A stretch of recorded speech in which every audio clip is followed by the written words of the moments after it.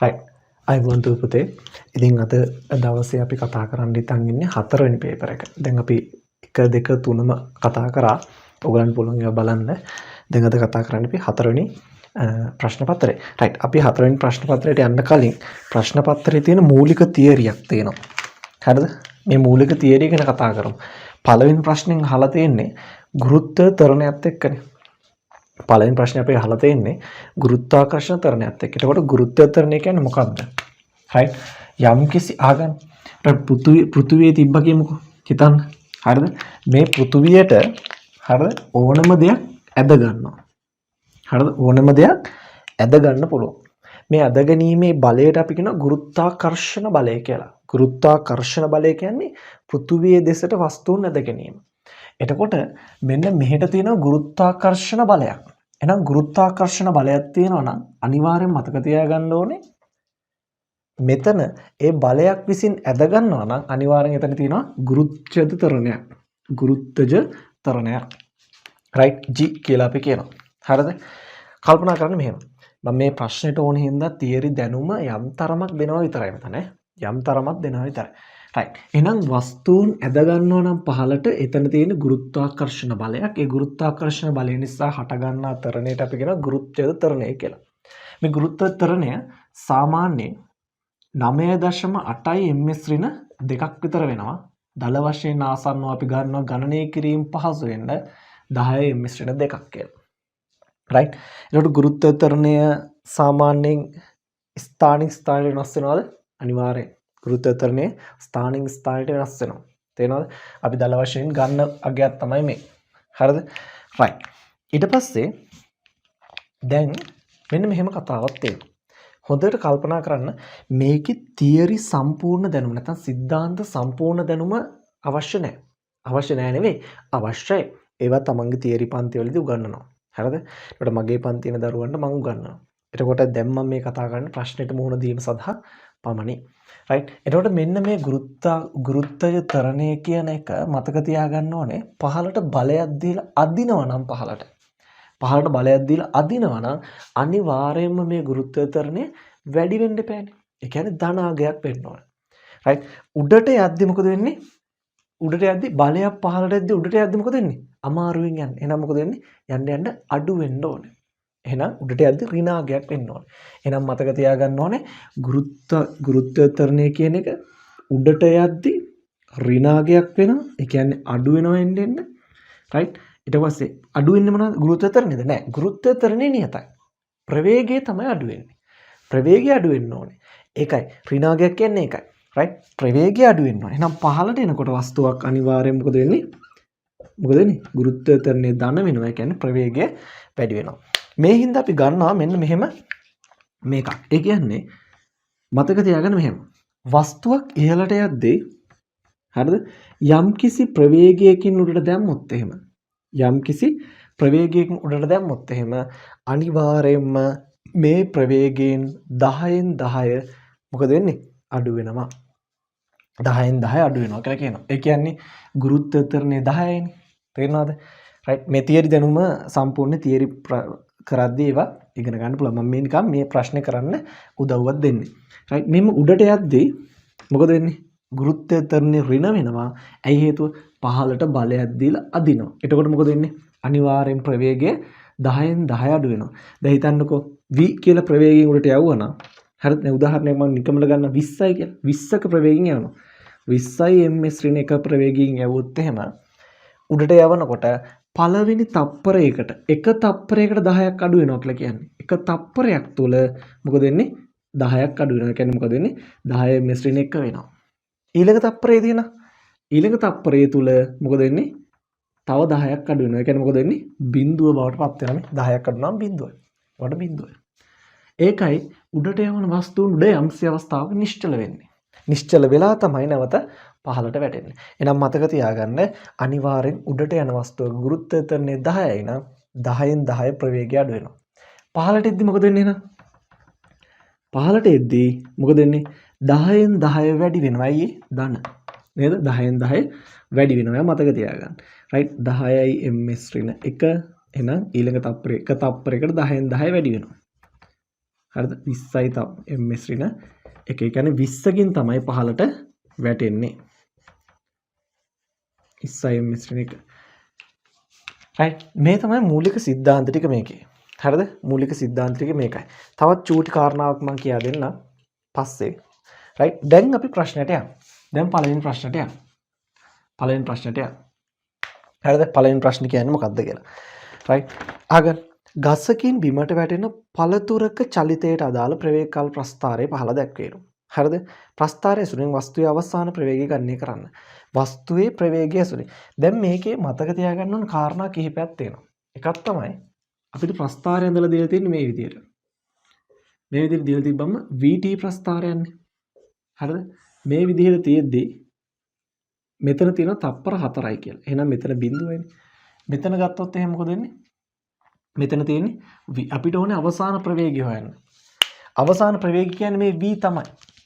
නේද? මේ බලන්න මේ චලිතයේ අවසාන ප්‍රවේගය තමයි v. නේද? එහෙනම් v හොයන්න ඕනේ. අපි හොඳටම දන්නවා වස්තුවක ගුරුත්වත්වය. ඒ කියන්නේ වස්තුවක් උඩ ඉඳන් පහළට වැටෙන චලිතයක් නෙමෙයි දීලා තියෙන්නේ. උඩ ඉඳන් පහළට වැටෙන වස්තුවක් නම් අනිවාර්යයෙන්ම හොඳට මතක තියාගන්න පහළට වැටෙන වස්තුව ගුරුත්වත්වය ධන. ගුරුත්වත්වය ධන. ඇයි? ගුරුත්වාකර්ෂණ බලයේ තියෙන පහළට. ඒ කියන්නේ තවත් ඇදලා ගන්නවා. ඇදලා ගද්දි ප්‍රවේගය වැඩි වෙනවා. එහෙනම් එන්න ප්‍රවේගය වැඩි වෙනවා. එහෙනම් මේකට දාන සමීකරණය තමයි හරිද? පළවෙනි එකට A මොකක්ද දාන්නේ? හරිද? ත්වරණය සමානයි ප්‍රවේග වෙනස බෙදීම කාලය. අපි දන්නවා මෙහෙම සමීකරණයක් තියෙනවා කියලා. හරිද? ඒකට අපි මෙහෙම ලියා ගන්නවා ප්‍රවේග වෙනස කියන්නේ මොකද්ද? A සමානයි v ඍණ u. ඒ කියන්නේ මොකද්ද? ආරම්භක ප්‍රවේගයේ අවසාන ප්‍රවේගයේ ඍණ ආරම්භක ප්‍රවේගය. බෙදීම කාලය මේකම තමයි. ප්‍රවේග වෙනසක් කියන්නේ අවසාන ප්‍රවේගයෙන් ආරම්භක ප්‍රවේගය අඩු කරන්න ඕන. තේරෙනවද? right. එහෙනම් ගුරුත්වාකර්ෂණ ත්වරණය කොහොමත් පහළට එන හින්දා වස්තුව ගහක මුදුනේ ඉඳන් වැටෙන්නේ. එහෙනම් අනිවාර්යෙන් 10යි ms ඍණ 2. 10යි ms ඍණ 2. හරිද? ඊට පස්සේ බලන්න. v අවසාන ප්‍රවේගය තමයි අපිට හොයන්න කියන්නේ. ආරම්භක ප්‍රවේගය කොහොමත් බිඳුවයි. තේරෙනවද? කාලය බලන්න තප්පර කීයක් ගිහලා තියෙනවද? තප්පර 4ක් ගිහලා තියෙනවා. තප්පර 4ක් ගිහලා තියෙනවා. එහෙනම් තප්පර 4 මේ පැත්තට ආවොත් එහෙම අපි ලියන්න පුළුවන් 10යි ms ඍණ 2 වැඩි කිරීම 4යි තප්පර. සමානයි v. ඇයි v ඍණ බිඳුව කියන්නේ කොහොමත් v නේ. තේරෙනවද? ඊට එනවා 40යි ms ඍණ 1. ඇයි මේ ස්ටේස් කපලා යනවනේ. එතකොට අවසාන ප්‍රවේගය කීයද? 40යි ms ඍණ 1. කාට හරි මෙහෙම හිතන්න පුළුවන්. මේක ඉතින් තවත් පැටර්න් එකක්. අහගන්න. තප්පර 4ක් පහළට වැටෙන්න ගත වෙනවා. පහළට වැටෙන තප්පර 4ක් ගත වෙනවා නම් හරිද? උඩම කොහොමද නිශ්චලතාවයෙන් ඉඳන් වැටෙන්නේ? නිශ්චලතාවයෙන් ඉඳන් තප්පර 4ක් පහළට යනවා නම් හැම තප්පරයකටම පහළට වැටෙනවා නම් 10 10 වැඩි වෙන්න ඕනේ. 10 10 වැඩි වෙන්න ඕන. 10යි පළවෙනි තප්පරේ 10යි දෙවෙනි තප්පරේ 20යි තුන්වෙනි තප්පරේ 30යි හතරවෙනි තප්පරේ කීයද? 40යි. එතකොට එහෙමත් හිතන්න පුළුවන්. මේ විදිහට හදන්නත් පුළුවන්. කාට හරි මේ පැටර්න්ස් හදාගත්තා නම් හරි. right. ඊට පස්සේ ඊළඟ එක. හරිද? ඊළඟට කියනවා පොළොවේ සිට පළතුර තිබූ අත්තට උස සොයන්න. right. උස හොයන්න කියන්නේ. උස හොයන්න නම් අපිට පුළුවන් කැමති නම් මේ ප්‍රස්ථාරයේ දැන් වර්ගඵලය ගන්න. ප්‍රස්ථාරයක විස්ථාපන කාල ප්‍රස්ථාරයක වර්ගඵලයෙන් එන්නේ දුර හෝ උස. තේරෙනවද? එහෙනම් විස්ථාපන කාල ප්‍රස්ථාරයේ වර්ගඵලය හොයාගන්න පුළුවන් නම් ගොඩ. නේද? විස්ථාපන කාල ප්‍රස්ථාරයේ වර්ගඵලය හොයන්න පුළුවන් නම් ගොඩ. හරි. අහගන්න. එහෙනම් විස්ථාපන කාල ප්‍රස්ථාරයේ වර්ගඵලය අපි හොයමු. හරිද? ඒක ලේසිනේ. b. හරිද? කොහොමද වෙන්නේ? දෙකෙන් එකයි ආධාරක වැඩි කිරීම ලම්බ උස. ඇයි හේතුව? ත්‍රිකෝණය. දෙකෙන් එකයි ආධාරකයේ 4යි තප්පර. ලම්බ උස කීයද? දැන් අපි හොයාගත්තා 40යි ms ඍණ 1. 40යි ms ඍණ 1. උත්තරේ එනවා කීයද? ස්ටේස් කපලා යනවා මීටර 80ක්. තව ක්‍රමයක් තියෙනවා. මම මේ තව ක්‍රමයක් කියන්න. ඕනම වස්තුවක් නිශ්චලතාවයේ ඉඳන් පහළට වැටෙද්දී හරිද? පළවෙනි තප්පරයට 5ක් මීටර වැටෙනවා. දෙවෙනි තප්පරය තුර 15ක් වැටෙනවා. තුන්වෙනි තප්පරය තුල 25ක් වැටෙනවා. ඊළඟ තප්පරය තුල 35ක් වැටෙනවා. ඒ කියන්නේ පළවෙනි තප්පරයේ විතරයි 5ක් වැටෙන්නේ. දෙවෙනි තප්පරයේ තුන්වෙනි තප්පරේ ළඟ 10 10 වැඩි වෙනවා. තේරුණාද? එහෙනම් මතක තියාගන්න අපිට එහෙමත් පුළුවන් තප්පර 4ක් ගන්න හොයාගන්න. කොහොමද ගන්නෙ? මේ පළවෙනි තප්පරේ, මේ දෙවෙනි තප්පරේ, මේ තුන්වෙනි තප්පරේ, මේ 4. එහෙනම් තප්පර 4යි කොහොමද මේක වැටලා තියෙන්නේ? 5යි 15යි 25යි 45යි 45යි 35යි 80යි ඒත් එනවා. තේරුණාද? ඒ අනිත් ක්‍රමය. හරිද? right අපි යන් ඊළඟ ප්‍රශ්නෙට බලන්න. මොකද්ද කියන්නේ කියලා. පළතුරේ ස්කන්ධය 60යි ටර්න් නෙවෙයි 60යි ග්‍රෑම් 60යි ග්‍රෑම් නම් පළතුර අත්තට සම්බන්ධව තිබීමේදී විභව ශක්ති ගණනය කරන්න. right විභව ශක්තිය කියන්නේ අහගන්න. විභව ශක්තිය කියන්නේ potential energy EP සමානයි mgh right විභව ශක්තියක් කියන්නේ යම්කිසි උසකදී තියෙන යට තියෙන ශක්තිය. යම්කිසි උසක් තියේදී යට තියෙන ශක්තිය. අපි දැන් උස දන්නවා මීටර 80යි කියලා. මොකද්ද? එයාගේ ස්කන්ධය ග්‍රෑම් 60යි කියලා දීලා තියෙනවා. හැබැයි මෙතන m අහන්නේ කිලෝග්‍රෑම් වලින් දාන්න ඕනේ හින්දා අනිවාර්යෙන් ග්‍රෑම් 60ක් කියන එක්කෙනා 1000න් බෙදලා දාන්නවා. right ඊට පස්සේ ගුරුත්වය තරණ තමයි g කියන්නේ 10යි h 80යි. right එතකොට එනවා උත්තරේ. කීයද දෙන්නේ?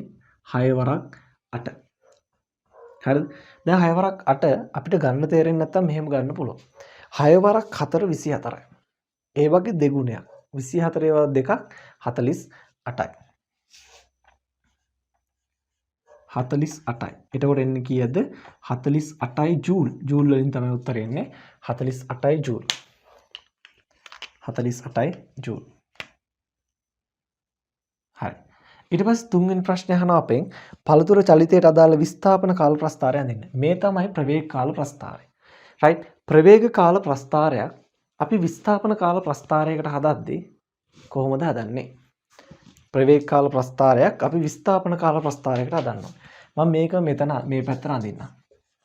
හරිද? ප්‍රවේග කාල ප්‍රස්ථාරයක් විස්ථාපන කාල ප්‍රස්ථාරයකට අඳින්නවා. එතකොට අඳින්නේ කොහොමද කියලා කියන්නේ. අහගන්න. ප්‍රවේගය වැඩිවීම විස්ථාපනයේ වැඩිවීමේ ශීඝ්‍රතාව අපි කියන ප්‍රවේගය කියලා. හැබැයි මේක ඒකාකාරීව වැඩි වෙන්න බලන්න මේ. පළවෙනි තප්පරේදී 5යි, දෙවෙනි තප්පරේ 15යි, තුන්වෙනි තප්පරේදී 25යි 35යි. එහෙම යන්නේ. එහෙනම් මොකද වෙන්නේ? එන්න ප්‍රවේගය මොකද වෙන්නේ? විස්ථාපනයෙන් එන්න මොකද වෙන්නේ? වැඩි වෙනවා මේ 5යි 15යි 25යි 35යි. එන්න වැඩි වෙනවා. එහෙනම් මෙන්න මෙහෙම යන්නේ. මේ තමයි විස්ථාපන කාල ප්‍රස්ථාරය. මේකට අදාළ විස්ථාපන කාල ප්‍රස්ථාරය. ඇඳලා බලන්න බරුණා. ඇඳලා බලන්න මේ සංඛ්‍යා පළවෙනි තප්පරේ 5යි. දෙවෙනි තප්පරේ 15කට යනවා. තුන්වෙනි තප්පරේ 25කට යනවා. තුන්වෙනි 35කට යනවා. අර විදිහේ ප්‍රස්ථාරයක් එනවා. right. ඒ තමයි පළවෙනි ප්‍රශ්නේ උත්තර ටික. හරි. අපි යන් දෙවෙනි ප්‍රශ්නේ ඊට පස්සේ. හරිද?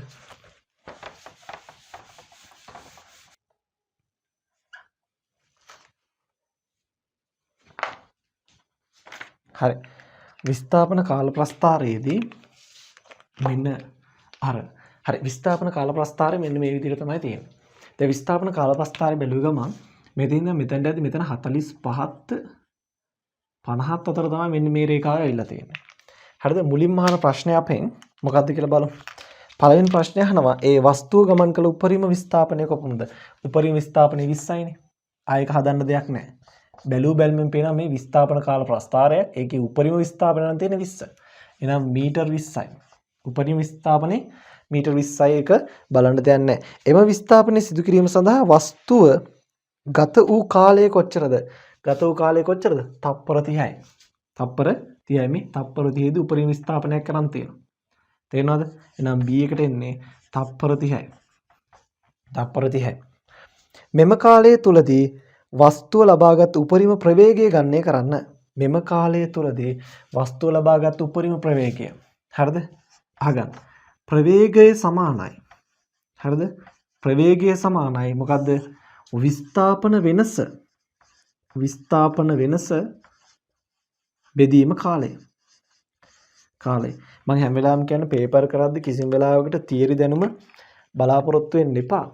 නමුත් මතක තියාගන්න තියරි දැනුම බලාගෙන ඉන්න මේ පේපර්ස් කරද්දි. ඒකට ඒක සෑහෙන වැදගත්. තේරෙනවද?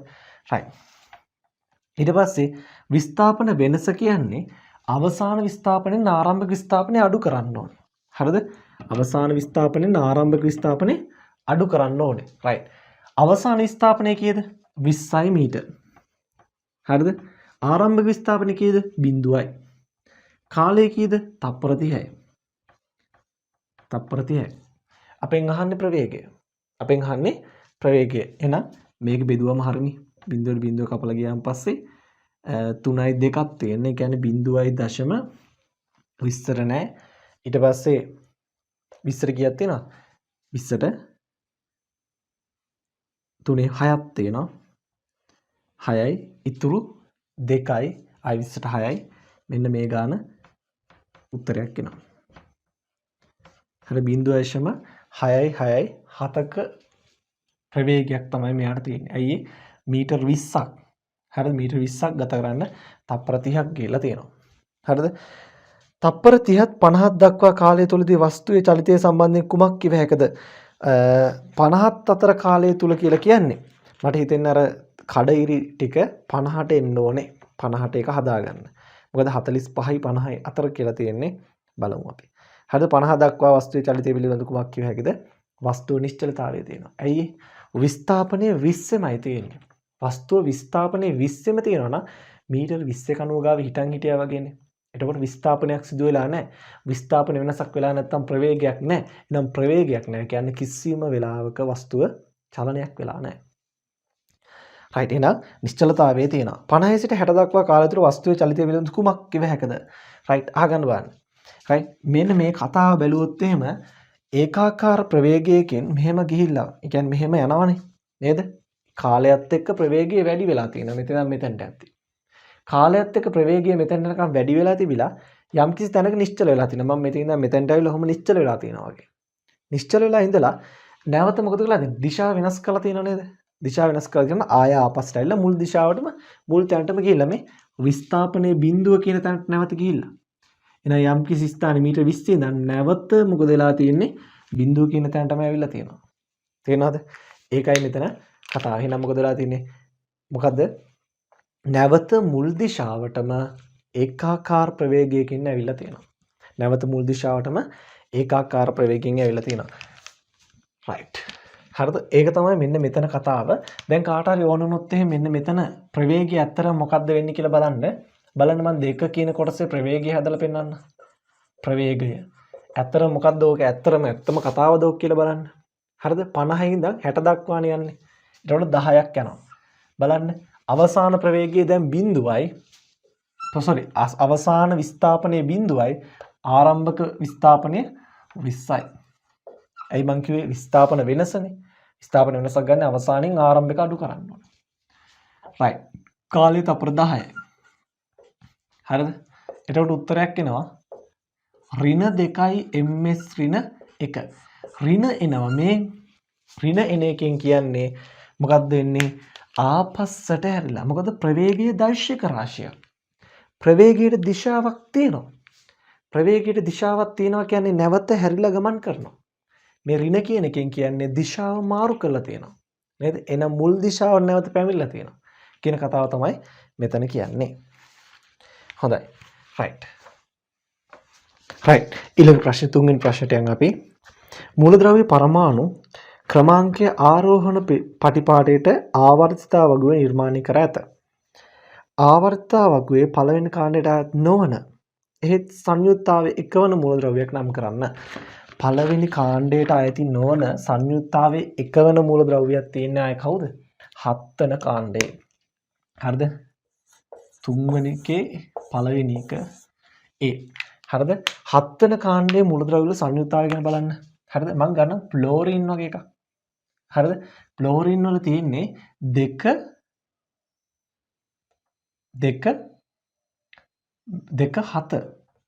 7 ඉලෙක්ට්‍රෝන වින්‍යාසය. 2 7 නම් ඉලෙක්ට්‍රෝන වින්‍යාසය 2 7 වෙනවා කියන්නේ මොකක්ද වෙන්නේ?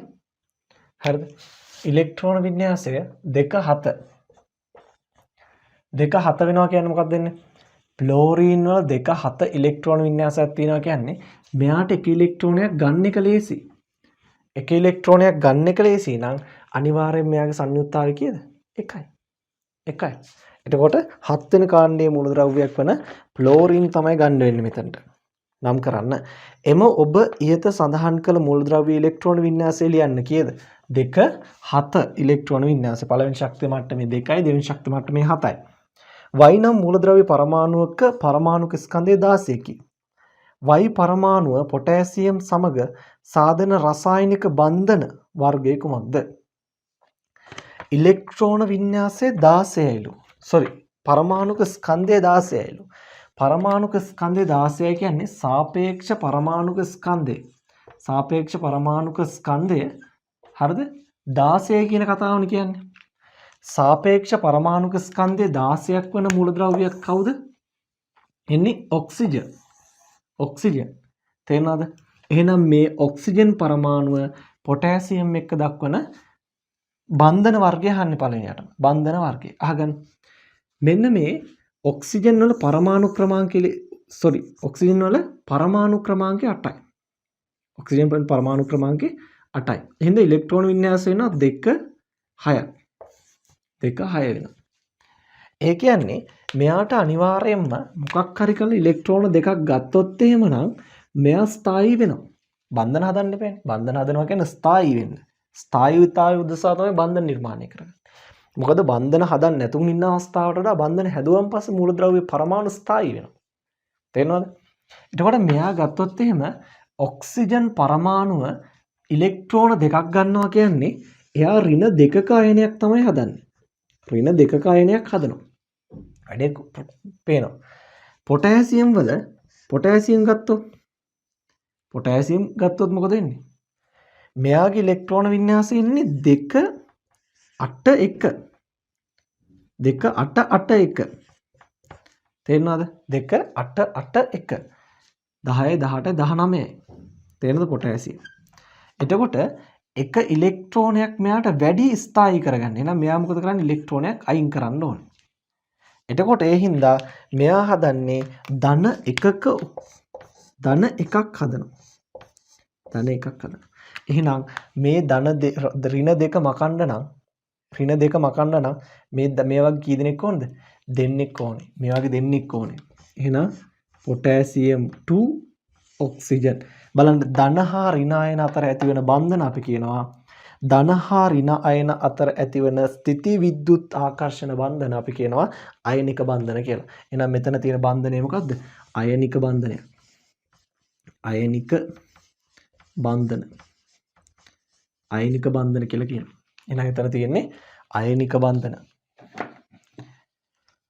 හරි. ඊට පස්සේ අහනවා අපෙන් ආවර්තාවකයේ කාණ්ඩයේ මුද්‍රා පළමු අයනීකරණ ශක්තිය විචලනය වන ආකාරය දක්වන්නලු. පළමු අයනීකරණ ශක්තිය විචලනය වන ආකාරය. අපිට දීලා තියෙනවා මේක අපි දෙන පළමු අයනීකරණ පරමාණු ක්‍රමාංකයත් එක්ක පළමු අයනීකරණ ශක්තිය විචලනය වන ආකාරය. පළමු අයනීකරණ ශක්තිය විචලනය වෙන්නේ මෙහෙමයි. මම මෙහෙම ගන්න. කාණ්ඩ තියෙනවනේ අපිට. පළවෙනි කාණ්ඩය, දෙවන කාණ්ඩය, තුන්වන කාණ්ඩය, හතරවන කාණ්ඩය, පස්වන කාණ්ඩය, හයවන කාණ්ඩය, හත්වන කාණ්ඩය, අටවන කාණ්ඩය,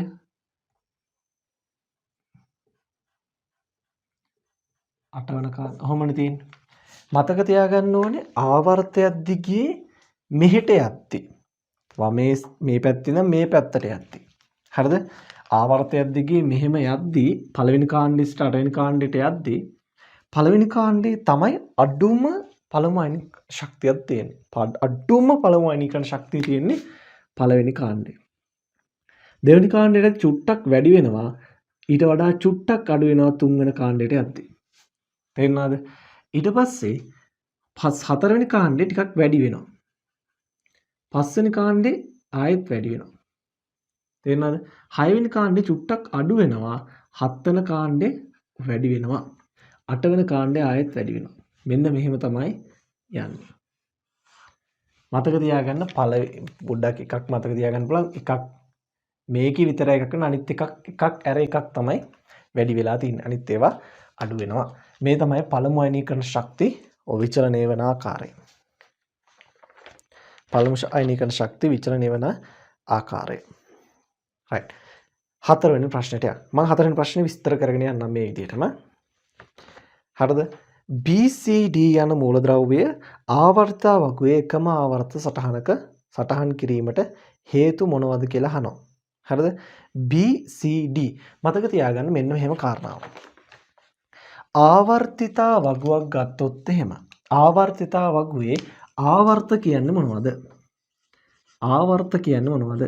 ආවර්ත කියන්නේ මූලද්‍රව්‍ය පරමාණුක තියෙන ශක්ති මට්ටම් ගණන.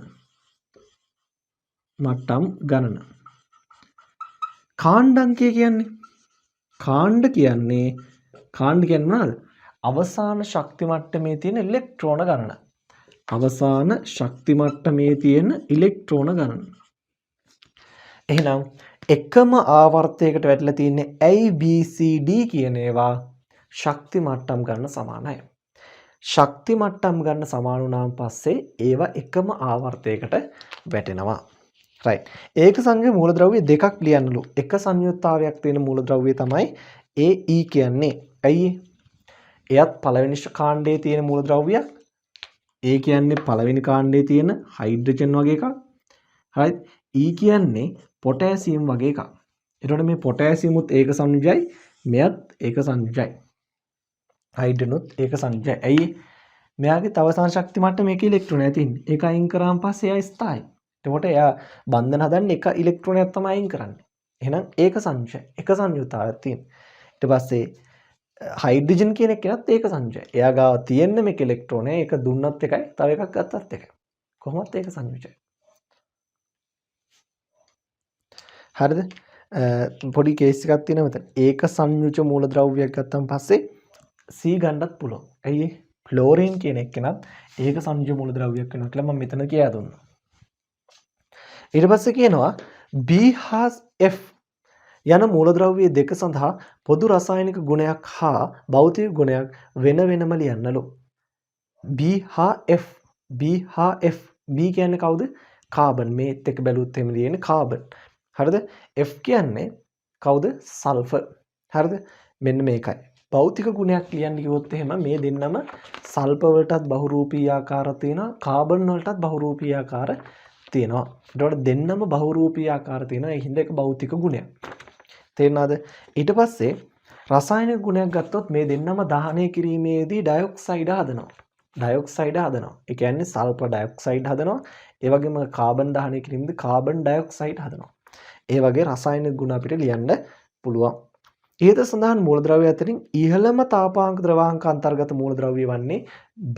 ඇයි? කාබන් වල බහුරූපී ආකාර තියෙනවා. කාබන් වල බහුරූපී ආකාර තමයි දියමන්ති හා මිනරන් කියන්නේ. ඒකට කාබන් වල බහුරූපී ආකාර විදිහට දියමන්ති මිනරන් ගන්න පුළුවන් නම් මේ දෙකේම ද්‍රවාංක තාපාංක ඉතා ඉහළයි.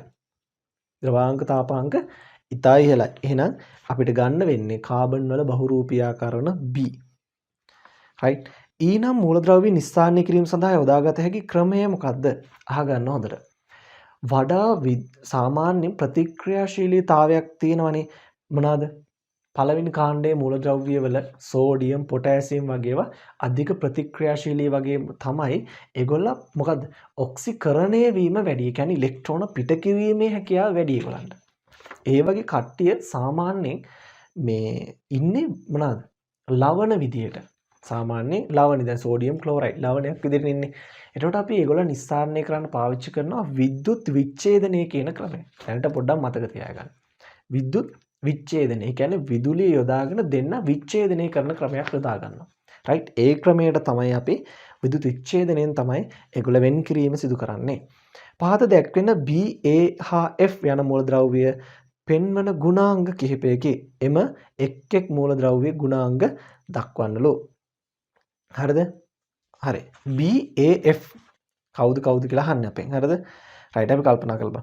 ශාකවල දිලීර රෝග හා දිලීර නාශකයක් ලෙස දාගන්නේ. මතක තියාගන්න දිලීර නාශකයක් විදිහට දාගන්නවා නම් සල්ෆර්. ඒකට හේතුව තමයි ඔයගොල්ලෝ දැකලා තියෙනවද දන්නේ කෘමිනාශක මේ කඩවල නැත්තම් මේ කෘමිනාශක ගන්න ගියාන් පස්සේ හෝ අපි දන්නවා මේ සාමාන්‍යයෙන් පලිබෝධනාශක ගන්න කඩවල වලින් ගිහිල්ලා හොත් එහෙම දිලීර මර්ධනය කරන්න දෙන්න ඒවා. ඒ වගේ දේවල් වලට දෙන බෙහෙත් තමයි සල්ෆර්. සල්ෆර් තමයි අපි එතකොට ගහන්නේ. එතකොට මේ සල්ෆර් තමයි එන්නේ. සල්ෆර් තියෙන කීයද? F සංකේතය F. මෙම මූලද්‍රව්‍යයේ එක් බහුරූපී ආකාරයක් ශක්තිමත් බැවින් ඉතා ඉහළයි. ශක්තිමත් බැවින් ඉතා ඉහළ බහුරූපී ආකාරයක් තියෙන මිනිරන් මිනිරන්නේ දියමන්තේ එනම් එන්නේ B. මොකද මිනිරන් වල ශක්තිමත් භාවයට වඩා මොනවාද දියමන්තේ වල ශක්තිමත් භාවය වැඩි. රොකට් ඉන්ධනයක් ලෙස පාවිච්චි කරන්නේ රොකට් ඉන්ධනයක් ලෙස පාවිච්චි කරන්න නම් සැහැල්ලු වෙන්න ඕන එකක්. සැහැල්ලු වෙන්න ඕන කියන්නේ බරෙන් අඩු වෙන්න ඕනේ. බරෙන් අඩු වෙනවා වගේම අපි දන්නවා බර කොච්චරද මේ හයිඩ්‍රජන් වල හයිඩ්‍රජන් තමයි බර අඩු. එතකොට හයිඩ්‍රජන් වලින්ට හයිඩ්‍රජන් ගන්න අපිට කොට මෙන්න මේ හයිඩ්‍රජන් තමයි රොකට් ඉන්ධනයක්. ඒ වගේම තමයි දහනශීලී වෙන්න ඕනේ. දායී වෙන්න ඕනේ. කියන්නේ දහන පෝෂක වායුවක් වෙන්න ඕනේ. එතකොට දහනේ වෙන්න පුළුවන් වායුවකුත් එන්නේ හයිඩ්‍රජන් කියන්නේ A. හරි රචනා ප්‍රශ්නයක්. නිව්ටන්ගේ පළමුන් නියමය ලියන්නලෝ. නිව්ටන්ගේ පළවෙනි නියමය කිව්වේ යම්කිසි වස්තුවක් තියෙනවා කියලා හිතන්නකෝ. මේ යම්කිසි වස්තුව නිශ්චලතාවයේ ඉන්නවා නම් නිශ්චලතාවයේම දිගටම ඉන්නවා කියලා කියනවා. චලනය වෙන වස්තුවක් නම් අපි බාහිර අසමතුලිත බලයක් යෙදෙන තුරු මෙයා මොකද වෙන්නේ? චලනීය වේගයෙන් තියෙනවා. ඒ කියන්නේ හිතන්න වස්තුවක් තියෙනවා කියලා හිතන්න. මේ වස්තුවකට බාහිර අසමතුලිත බලයක් දුන්නා කියලා හිතන්න. මේ වස්තුවට බාහිර අසමතුලිත බලයක් දෙනවා. බාහිර අසමතුලිත බලයක් කියන්නේ මොකද්ද? සමතුලිතතාවයේ බිඳෙන විදිහට බලයක් දෙනවා කියලා කියන්නේ. හොල්ලන්න පුළුවන් විදිහට බලයක් දෙනවා. තේරෙනවද? එහෙනම් යම්කිසි වස්තුවකට බාහිර අසමතුලිත බලයක් යෙදෙන තුරු නිශ්චලතාවයේ තියෙනවා නම් එයා නිශ්චලතාවයෙම ඉන්නවලු. හරිනේ දෙම්බා. මොකක් හරි වස්තුවක් තියෙද්දි අපි බලයක් දෙන්නේ නැතුන් තිබ්බොත් ඒක නිශ්චලතාවයෙම තියෙනවනේ. ඒකාකාර ප්‍රවේගයෙන් චලනය වෙවි තියෙන වස්තුවක් නම් දිගටම ඒකාකාරී ප්‍රවේගයෙන් චලනය වෙනවලු. තේරෙනවද? එහෙනම් බාහිර අසමතුලිත බලයක් දෙන තුරු වස්තුවක් නිශ්චලතාවයේ තියෙනවා නම් නිශ්චලතාවයේමද චලනය වෙනවා නම් නැත්නම් ඒකාකාර ප්‍රවේගයෙන් චලනය වෙනවා නම් ඒකාකාර ප්‍රවේගයකින්ම චලනය වීම තියෙනවලු. ඒක තමයි නිව්ටන්ගේ පළවෙනි නියමය. ගමන් ගන්නා බස් රථයක තිරිංග හදිස්සියේ යෙදුව විට සිටගෙන සිටින මගීන් ඉදිරියට විසිවන්නේ ඇයි? හරි සරලයි. මොකද්ද වෙන්නේ? ආගන්න. බස් එකක් තියෙද්දී මේ බස් එකේ හිටන් ඉන්නවා කියලා මිනිස්සෙක්. මිනිස්සෙක් හිටන් ඉන්නවා. right? එතකොට මෙන්න මේ බස් එක ඔහොම නවත්තලා තියනවා කියලා හිතන්න. දැන් හිටපු ගමන් මේ බස් එක ඉස්සරහට ගන්නවා කියලා හිතන්න. යම් කිසි ප්‍රවේගයකින් ගන්නවා. ස්ටාර්ට් කරලා ගන්නවා. අපි මේ පොඩ්ඩක් පිටිපස්සට යනවා. ඇයි හේතුව යන්නේ? එක හේතුවක් තමයි මේ බස් එක ඉස්සරහට ගද්දී බස් එකේ තියෙන ප්‍රවේගය මේ මගියටත් තියෙන්න එපා. නැත්තම් හිතන්නකෝ නිකමට හිතන්නකෝ මේ බස් එක ප්‍රවේගය 10ක් වෙලා මේක බිඳුවක් වුණොත් මේක බිමන ඉන්නේ. එහෙම වෙන්න බෑනේ. මේ වස්තු දෙකම එක පද්ධතියක තියෙනවා නම් දෙන්නම එකම ප්‍රවේගයෙන් යන්න ඕනේ. හැබැයි මූ ගන්න ඩ්‍රයිවර් ගන්න ස්පීඩ් එක නැත්තම් ඩ්‍රයිවර් එක පාරම් ප්‍රවේගයෙන් ගත්ත කියලා මූ දන්නවයි ඩ්‍රයිව් ගත්ත කියලා. නේද? මෙයා නිශ්චලතාවයේ හිටියේ බස් එකක් නිශ්චලතාවයේ හිටියේ ඉස්සෙල්ලා.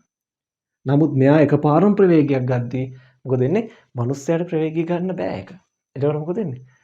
මිනිස්සයා ටික වෙලාවක් යනවා ඒකට. ඒකයි මෙහෙම ඉඳලා එකපාරම මෙහෙට යන්නේ. මෙහෙට ගිහිල්ලා ඔහොම එන්නේ. ඒක තමයි ආයේ මුල් තත්ත්වයට එන්නේ. ඒක මොකද වෙන්නේ? ඒ කියන්නේ මොකද වෙන්නේ?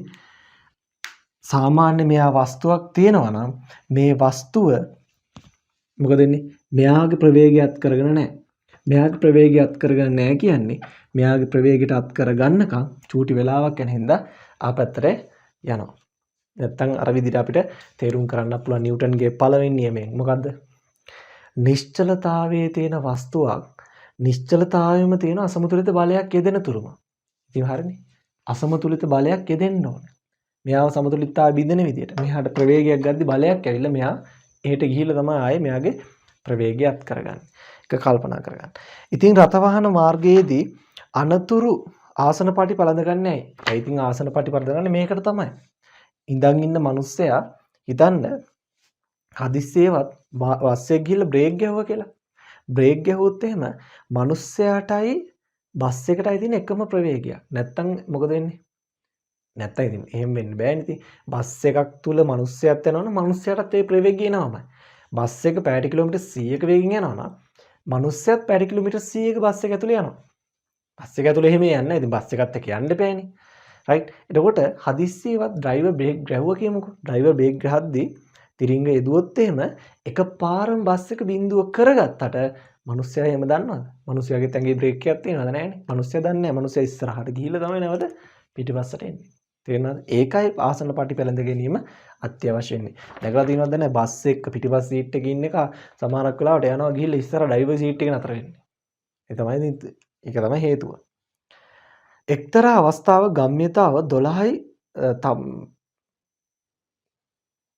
මොකද 12යි ms ඍණ 1 කිලෝග්‍රෑම් ms ඍණ 1 තේරෙනවද?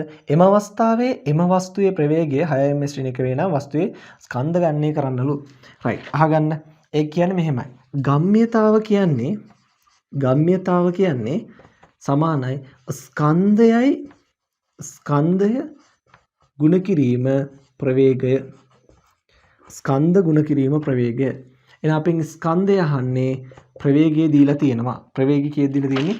6යි ms ඍණ 1. ගම්‍යතාව දීලා තියෙනවා 12යි කිලෝග්‍රෑම් ms ඍණ 1. නේද? ms ඍණ 1ට ms ඍණ 1 කපලා යනවා. 6 මෙහෙට ආවම පස්සේ කිලෝග්‍රෑම් 2යි. ස්කන්ධය කීයද? කිලෝග්‍රෑම් 2යි. වස්තුවේ ගම්‍යතාව කෙරෙහි බලපාන සාධක මොනවද? වස්තුවේ ගම්‍යතාව කෙරෙහි බලපාන්නේ වස්තුවේ ස්කන්ධයයි ප්‍රවේගයයි විතරයි. ඒකනේ ගම්‍යතාව කියන්නේ. ගම්‍යතාවට බලපාන්නේ වස්තුවේ ස්කන්ධයයි ප්‍රවේගයයි විතරයි. ඒක තමයි සාධක. හරි. ක්‍රියාව හා ප්‍රතික්‍රියාව ආදර්ශනය කිරීම සඳහා යොදා ගන්න ඇටෝමික රූප සටහන පහත දැක්වේලු. රයිට්. මෙන්න මේ ක්‍රියාවයි ප්‍රතික්‍රියාවයි කියන එක පොඩ්ඩක් නිව්ටන්ගේ කීවෙනි නියමයේද? තුන්වෙනි නියමයත් එක්ක සම්බන්ධ වෙච්ච එකක්. එහෙනම් මම මේක පොඩ්ඩක් සාකච්ඡා කරන්න. බැලුවෙන් මේ ට්‍රොලිය පොඩ්ඩක් ලොකුයි මේ ට්‍රොලිය පොඩ්ඩක් පොඩි. හරිද? ඉස්සල්ලාම කරන්නේ මේ දෙක මෙහෙම ස්ප්‍රින් යන්න තියෙන්නේ. ස්ප්‍රින් එක මෙහෙම තද කරලා ලණුවකින් ගැට ගහ ගන්නවා අපි. හරිද? ලණුවකින් මේ ස්ප්‍රින් එක ගැට ගහ ගන්නවා. රයිට්. ඊට පස්සේ මේ ගැට ගහලා අපි එකපාරම මෙන්න මේ සම්පීඩන දුන්න කියන්නේ මේක දුන්න මෙහෙම තද කරනවා. තද කරලා ලණුවකින් ගැට ගහලා තිනවා. එකපාරම කපනවා. එකපාරම කපද්දී මෙයාගේ තියෙන ප්‍රත්‍යක්ෂ විභව ශක්තියක්. ප්‍රත්‍යක්ෂ දුන්නේ තියෙන ප්‍රත්‍යක්ෂ විභව ශක්තිය. මේ ශක්තිය සම්ප්‍රේෂණය කරන්න ඕනේ. එතකොට වැඩියෙන් මේ සම්ප්‍රේෂණය වෙන්නේ මෙන්න මේ පැත්තේ බර අඩු එකනේ. ඒ බර මෙහෙම කරලා තිබ්බන් පස්සේ මෙහෙම යනවනේ. එතකොට මොකද වෙන්නේ? මේ පැත්තට මේක ගමන් කරනවා. x එක මේ පැත්තට ගමන් කරනවා. මෙන්න මේ දිශාවට ගමන් කරනවා. තේරුණාද? දැන් මේ දිශාවට ක්‍රියාවක් වෙන නිසා ක්‍රියාව නෙමෙයි මේ පැත්තෙන් යන්නේ. එහෙනම් මේ වස්තුව ක්‍රියාව වෙන්නේ මේ පැත්තනේ. බලය යොදන පැත්තට මේ පැත්තට ක්‍රියාව. එහෙනම් ප්‍රතික්‍රියාවක් වෙනවා මේකින් අනිත් පැත්තට. මේකෙන් ප්‍රතික්‍රියාවක් වෙනවා අනිත් පැත්තට. දුන්නත් එක්ක මේ පැත්තට එනකොට මේකත් පොඩි චලනයක් අනිවාර්යෙන් දක්වනවා. හරිද?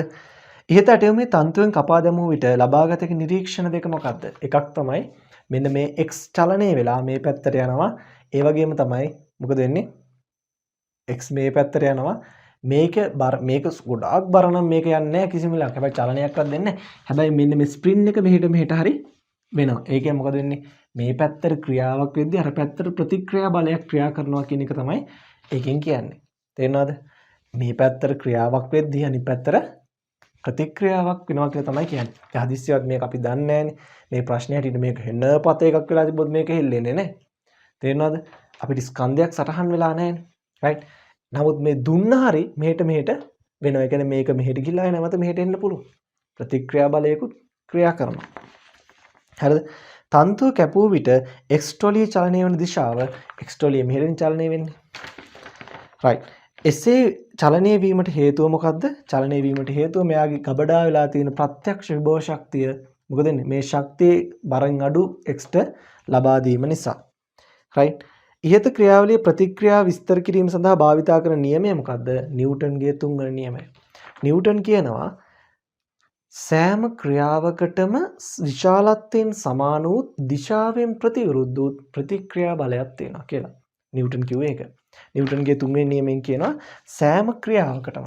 දැන් උදාහරණයක් මම ගන්නම් බෝට්ටුව. හරිද? බෝට්ටුවේ ක්‍රියාව හබලෙන් මෙහෙම ගහනවා පිටිපස්සට. ක්‍රියාව හින්දා ප්‍රතික්‍රියා බලයක් ක්‍රියා කරනවා ඉස්සරහට යනවා. ප්‍රතික්‍රියාව ඉස්සරහට කරනවා. ඒකයි නිව්ටන් කිව්වේ සෑම ක්‍රියාවකටම විශාලත්වයෙන් සමාන වූ දිශාවෙන් ප්‍රතිවිරුද්ධයි මේ දිශාවෙන් ප්‍රතිවිරුද්ධයි ප්‍රතික්‍රියාවක් කියලා. තේරෙනවද? right. හොඳට කල්පනා කරන්න ප්‍රශ්න පත්‍රයේ සාකච්ඡා කිරීමේදී අපිට සිද්ධාන්ත ගොඩාක් කරුණු කියන්න වෙලාවක් නැහැ. ඒකට හේතුවක් තමයි සිද්ධාන්ත කරන වෙලාවට සිද්ධාන්ත කරන්න ඕන හොඳටම. තේරෙනවද? ප්‍රශ්න පත්‍ර සාකච්ඡා කිරීමේදී අපි කරන්නේ මේකට අවශ්‍ය මූලික සිද්ධාන්ත කරුණු ටික යන්තම් කියාගෙන මේක සාකච්ඡා කරගෙන යන එක. ඒ හින්දා හොඳට මතක තියාගන්න මූලිකව තියරි ඔබට අතපසු වෙන දේවල් වල තියරි ඔබ අනිවාර්යෙන් දැනගත යුතුයි. තේරෙනවද? right. එහෙනම් අද ප්‍රශ්න පත්‍රය මම මෙතනින් නවත්තනවා. එහෙනම් ඊළඟට අපි පස්වෙනි ප්‍රශ්න පත්‍රයෙන් හමු වෙමු. ඔයගලන්ට ප්‍රශ්න පත්‍රයේ ප්‍රශ්න පත්‍රය ලබා ගන්න පහලින් තියෙන ප්‍රශ්න පත්‍රය ගන්න පුළුවන්. එතකොට ප්‍රශ්න පත්‍රයේ ගැටලු සියල්ලම අපිත් එක්ක සාකච්ඡා කරන්න. අපි ඒත් එක්ක කතා කරගෙන ඉස්සරහට මේ වැඩසටහන කරගෙන යන්න. ඔබ සැමට සුබ දවසක්.